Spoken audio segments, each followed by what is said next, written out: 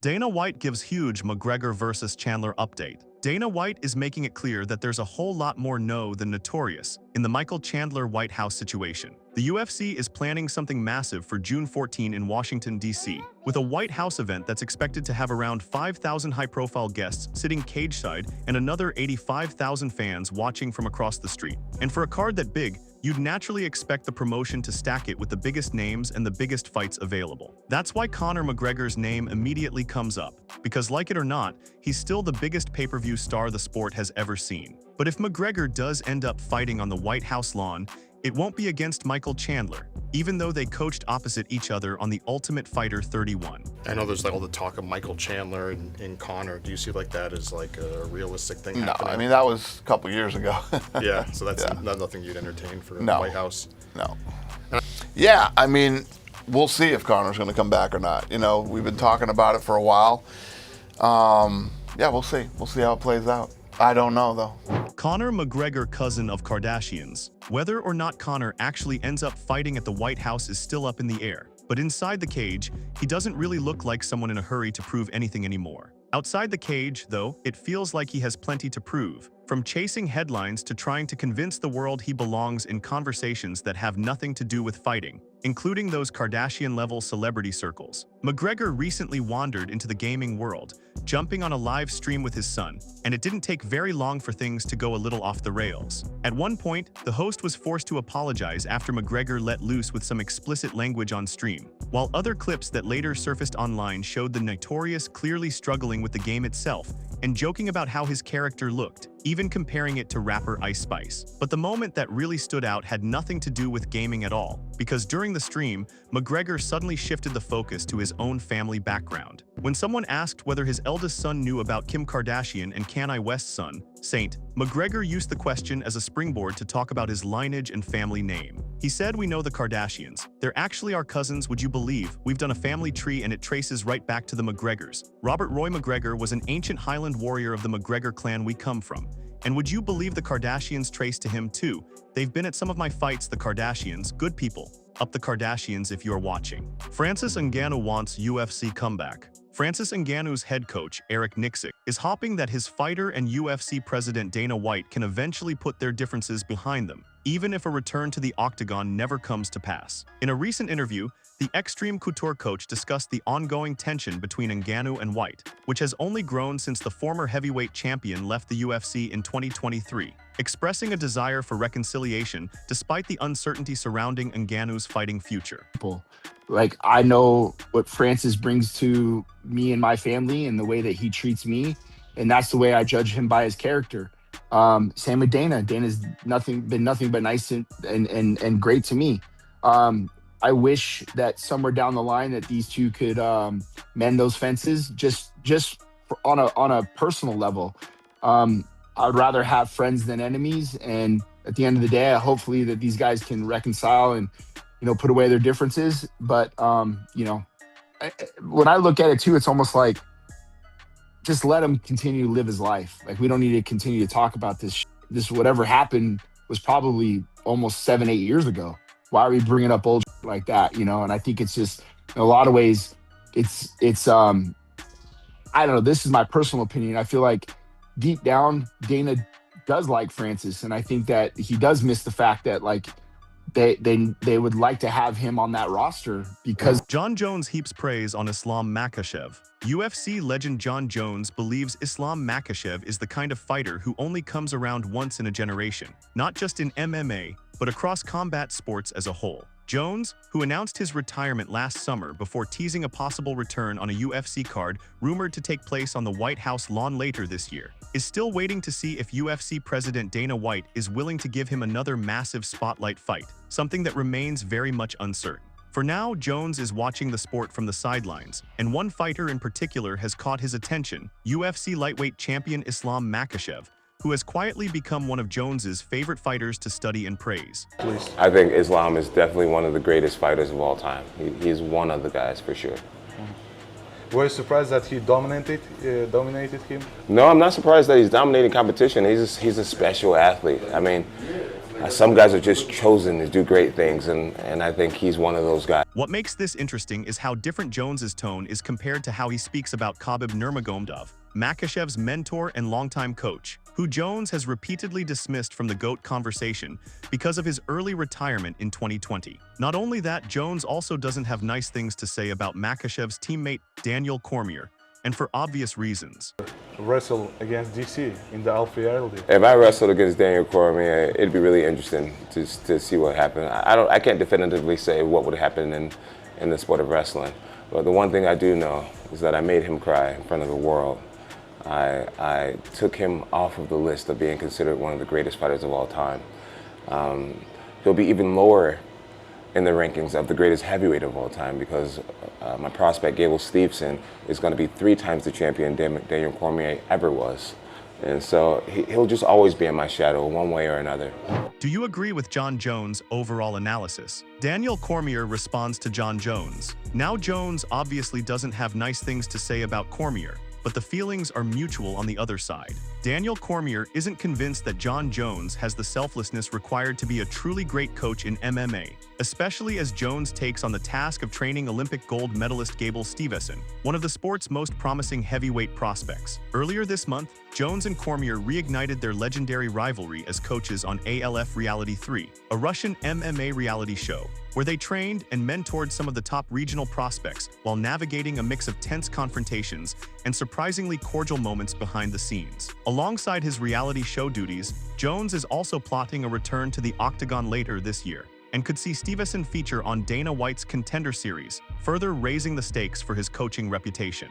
Despite Jones's decorated career and status as one of MMA's all-time greats, Cormier questions whether he possesses the humility and selflessness needed to succeed as a mentor, comparing him to other fighters-turned-coaches like Khabib Nurmagomedov. Back when him and I were going through all of our stuff, I just know, you know what Khabib is? You know what Khabib is? And why he's such a great coach? Khabib is the most selfless person you've ever met. Dude, he can put his athletes above himself, in front of him, in everything that he does. And in order to be a great coach, you cannot have an ego. You have to become secondary to everyone that you coach. And John is he's still on the roster. He's an active fighter. And I don't know if he can be as giving and selfless to make Gable the true star of the show. You got to make the other guy. You got to make your athlete the star of the show. That's why, Ariel. You notice I'm coaching my academy guys. Yep. I don't corner them. I don't corner him. I try to stay out of the way. Do you agree with John Jones? Dana White shocks fans with Khabib versus McGregor comment. UFC CEO Dana White doesn't hesitate when it comes to nomming the rivalry. He thinks towers above all others in UFC history. While fans still talk endlessly about Conor McGregor and Khabib Nurmagomedov, whose epic showdown headlined one of the biggest UFC cards ever and sparked a feud that lingers to this day, White has a different opinion on the greatest rivalry in the promotion's history. In a recent chat, White placed John Jones versus Daniel Cormier above even Nurmagomedov and McGregor, and here is the reason why. Do you agree with Dana White? Jiri Prochazka disagrees with UFC award win. Jiri Prochazka may have delivered what many are calling the biggest comeback of 2025, but don't try telling him that. The former UFC light heavyweight champion recently reacted to being named Comeback of the Year by posting a replay of his stunning third-round knockout of Khalil Rountree from October's UFC 320 main card. The fight seemed firmly in Rountree's control through the first 2 rounds, with the momentum swinging in his favor, but Prochazka landed the strikes that completely changed the narrative in round 3. Even so, Prochazka is making it clear that he doesn't see the victory as a comeback at all. In his eyes, it was Rountree who was dominating early on, but rather himself, dictating the pace and flow of the fight throughout, and the third-round finish was simply the natural conclusion of the story he had been writing all along.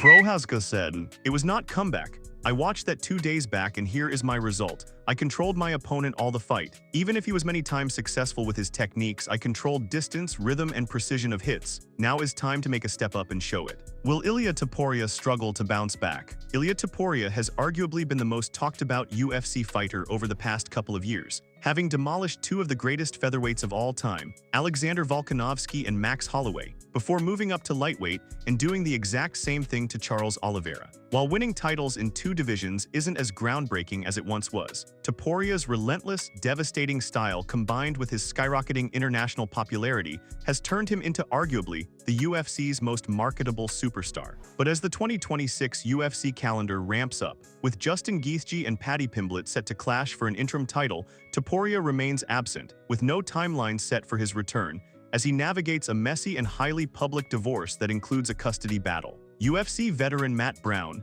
who nearly retired while going through his own divorce, understands exactly what Topuria is facing, and that experience also fuels his concerns about what kind of performance the reigning 155-pound champion might deliver once he finally steps back into the octagon. Brown said, "Ilya comes back, but the bolder prediction is that he loses. He comes back too soon, still dealing with all this bullshit, and ends up losing because he's not in the right headspace. I think Ilya's a smart guy, that's why I'm kind of on the fence about this prediction. I'm not saying I really believe this prediction or anything, but fighters don't like not fighting. They don't like sitting on the sidelines. I can speak from my own experience. Every time I got injured and someone wants to watch a UFC card, it's hard to watch. You can't sit there and watch it. You want to be the guy in there. You want to be the one people are watching. I think he's going to have that issue." Now, nobody knows how long Ilya will be out for, but the UFC has no plans of taking his belt away. The UFC is fully backing Ilya Topuria and is prepared to give the lightweight champion as much time as he needs to sort out his personal matters outside the cage. That also means the winner of Justin Gaethje versus Paddy Pimblett, who will face off for the interim lightweight title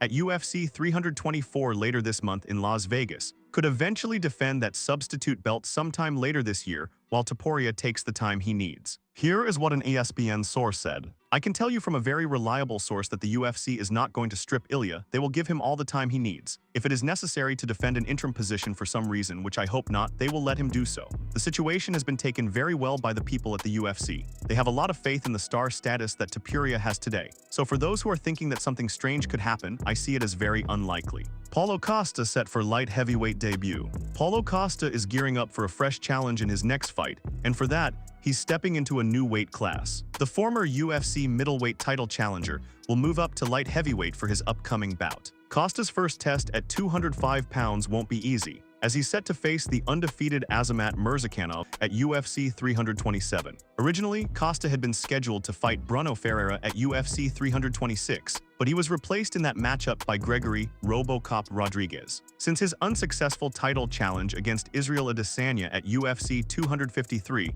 Costa has gone 2-4 in the UFC, with multiple withdrawals and rebookings. Paulo Costa was the most drug-tested UFC athlete of 2023. It really is an interesting one because Paulo Costa dares them on the daily to come catch me. He walks around, he's got a secret juice, he flaunts this in front of them on a daily basis. The problem is he's not taking anything. I understand when a guy has got this beautiful body and he claims he's on the secret juice. I understand you have to go in and test him. But to go in and test a guy at $44,000 per pop, 36 times in a calendar year, of which he absolutely positively never fought a single time, seems like a waste of money. After missing all of 2023, he suffered decision losses to Robert Whittaker and Sean Strickland in 2024, but made a successful return at UFC 318 with a decision victory over Roman Kopylov. Murzakanov, meanwhile, boasts an undefeated 16-0 professional record, including a perfect 6-0 run in the UFC since arriving from Dana White's Contender Series, highlighted by a career-defining knockout of Aleksandar Rakic at UFC 321 in October. UFC 327 is set for April 11 in Miami, where Costa will take on his toughest challenge yet at light heavyweight. Chris Cyborg wants Dakota Ditcheva. Chris Cyborg is making it clear she's fully committed to facing Dakota Ditcheva in what could be her retirement fight. Dakota was recently asked about a Chris Cyborg call-out, and this is what she had to say. If Cyborg could make 135 and they give me a bit of time, she had a bit more time, you know, she's saying it's her last fight. Like, I haven't got time to put that much weight on. You know, I'm not a big 125er. I don't have a tough weight at all. So for me, I'd have to like strength up big, but I would have done it if she was even close to 135 and, you know, you pay me some big money and I'll get in. But it just didn't make any sense at all. And Liam McCourt's been asking. The 40-year-old featherweight legend took to social media to address Ditcheva's doubts about the matchup, promising that she'll make 135 pounds for the highly anticipated super fight, which is slated for fall 2026. She said super fights take two people. I can make 135 for a super fight in the fall, Dakota. If this is a fight you want, there isn't a bigger fight that the PFL can put on for either one of us. I'm 40. My body carries much less muscle than it did when I struggled to make 140. I won't miss weight for my retirement fight. That's all for today's roundup of the biggest MMA stories. Let us know what you think about everything we covered down in the comments. And if you enjoyed this video, don't forget to hit that subscribe button and turn on notifications, as we've got a lot more MMA and boxing content coming your way, and you won't want to miss it.